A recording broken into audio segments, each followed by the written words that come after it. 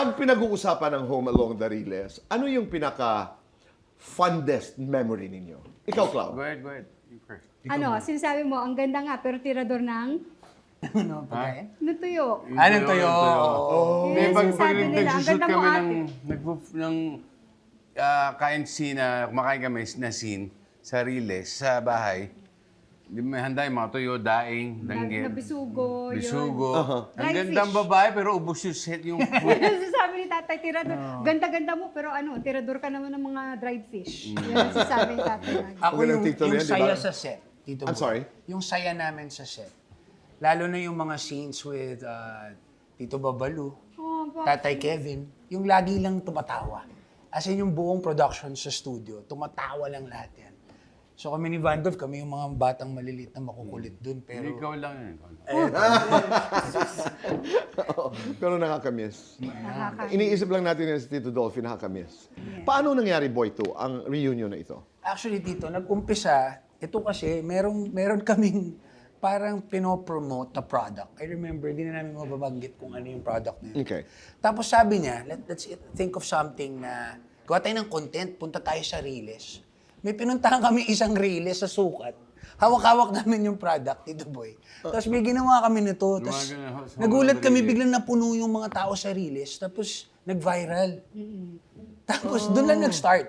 And then after that, I think 2 weeks after that, eksakto, nagkaroon ng binyag yung anak ni Chris Mugi. Kuya Smokey. At Cassie. So hindi na siya busted kasi nagkaanak siya. Imagine, at Bill 51 Cosme. years old, nagkaanak pa, nakahabol 62, Bill ah. Cosme. Let's go.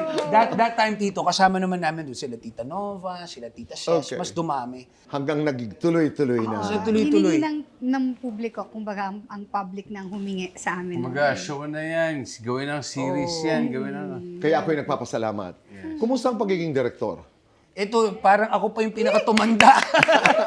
Sabi ko noon, Kuya Boy, dati yung buhok niya nandito eh. Tumas yung hairline. parang umi-epi na daw ako eh. Hindi, pero Tito Boy, yung totoo, masaya kasi nakumpleto namin yung Cosme family. Pero parang surreal lang na ako rin yung nag-a-action na ngayon. Tapos from end to end. Galing, nakaka-proud. Nakakatuwa, but at the same time, masaya. Tapos may halong lungkot kasi marami na rin nawala sa mga cast. Pero naging madali for me kasi naging very collaborative lahat. Gets. Talagang nagpakabagets. Gets. Yes. Gina Gia, yeah. Pag nanood kami itong Riles ngayon na hindi po remake, ano ang baon namin paglabas ng sinehan? Ano ang take-away namin dito? Lu? Then, I think, Hindi, ang baon niyo dito ay, of course, di mawala sa Riles, ang Home Along the Riles, ang values about family. Pero ang baon niyo dito yung memories of your mga mahal sa buhay na have passed, na nawala na nagbigay ng malaking bagay sa buhay ninyo kung paano kayo ngayong sitwasyon na to. At the same time, Tito Boy, tissue, maraming tissue. Maraming tissue. Kasi part nun, Maraming tissue talaga. Tito Boy, yung pinagdaanan namin, it took us 2.5 years 2.5 Yeah, years. to mount it. Because Tito Boy, nung nakikita namin yung mga little steps on social media, it started there. Na may buhay pang sunog baga. So, umabot sa buhay, Tito Boy, na inanap namin lahat ng mga taong, oo nga, no, dapat kumpleto lahat. Clau, ikaw. Lalo na ikaw na only daughter ni Mang Kevin. Oo. Ano yung take-away, palagay mo? At saka, how was the dynamics noong panahon ni Tito Dolphy nung, di ba, the only girl in the Cosme family? Yes, ganun pa rin. Hanggang ngayon, nabubuli pa rin ng mga kuya at ng mga bata. At minsan, sumasama ang loob sa mga bagets kasi feeling nila mas matanda sila sa akin. No, pero really, na yun nawala na si tatay.